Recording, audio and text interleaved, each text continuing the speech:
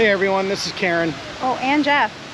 And today on our Minnesota adventure, we're visiting some state parks up on the North Shore, looking at some waterfalls. And they've gotten a lot of rain here in the past couple of weeks, so should be pretty good. Yep, we're on Highway 61 on the North Shore of Lake Superior.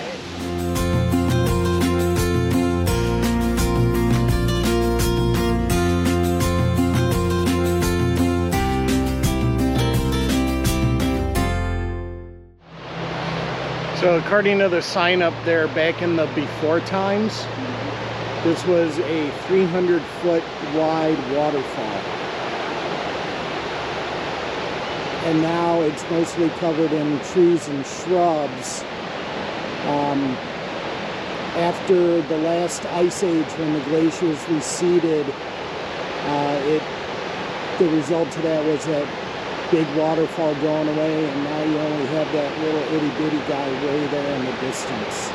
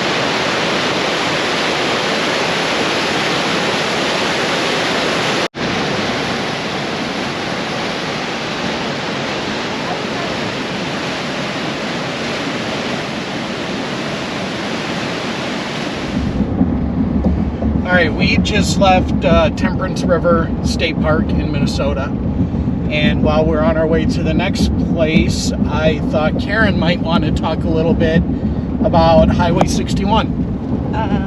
Okay, Highway 61, it starts in Minnesota here at the Canadian border, I believe, and it goes all the way to New Orleans. It is kind of famous. Bob Dylan is from Duluth and Hibbing, Minnesota area, so he kind of made it famous with a song, Highway 61, and an album.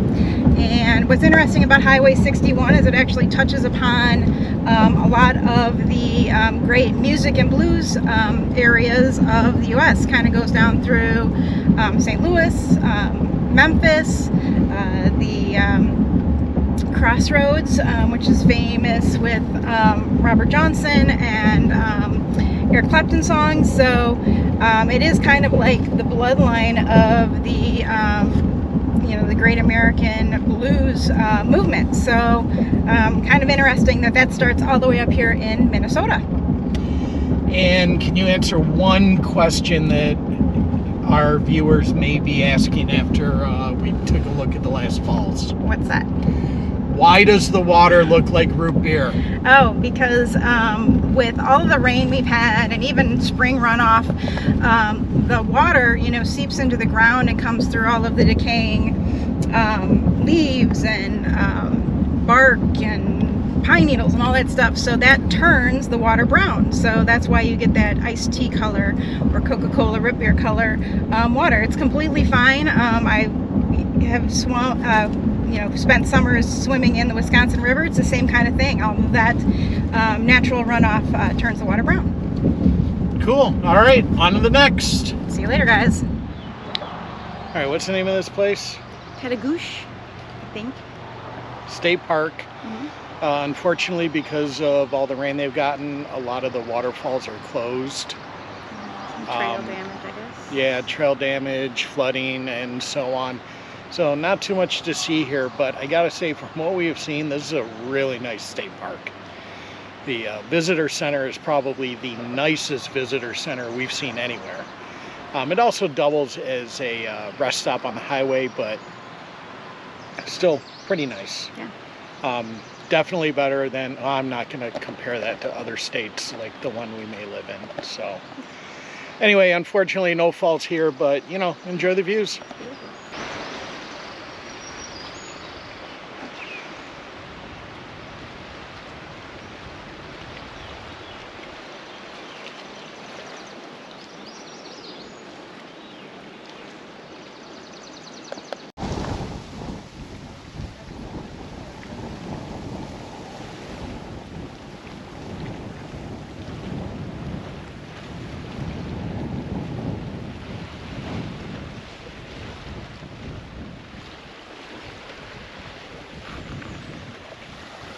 Hi.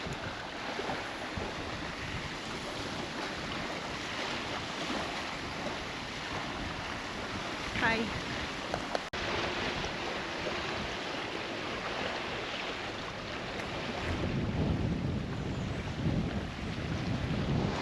All right, we are at Gooseberry Falls State Park. Yes. Last stop for the day. Let's go take a look, see what they got.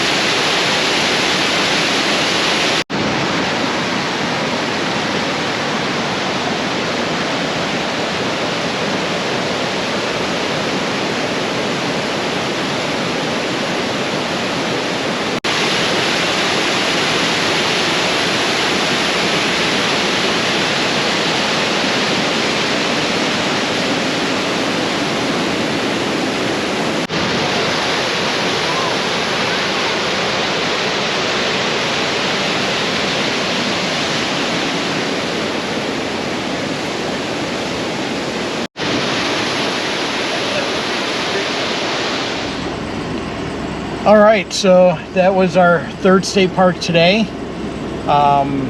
Which one did you like the best? I think this one was number 1 and then Temperance was number 2. I agree, Gooseberry was really good. The falls were just awesome. If you're into that, you gotta come here.